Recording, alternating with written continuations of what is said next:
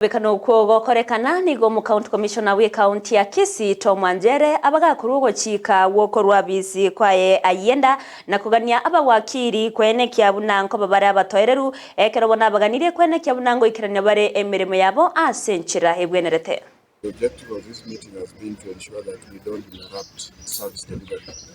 at the lands office. We are aware that there have been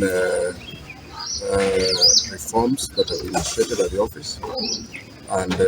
we wanted the same to be cascaded down to the sub-counties so that wananchi are kept abreast and they're informed of what is expected of them. The reforms that have been initiated are meant to curb on fraud, forgery, and ensure that we maintain records at the lands office in a manner that we are not going to allow a recur of what has happened in the past. What I mean is that the experience we have is that land records have been tampered with. Those have been the findings there, and what we are putting in place through the land registrar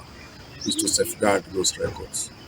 Of course, the operations that is being carried out is within Section 14 of the laws of Kenya, and we have agreed that there is need to involve other stakeholders, particularly in rolling down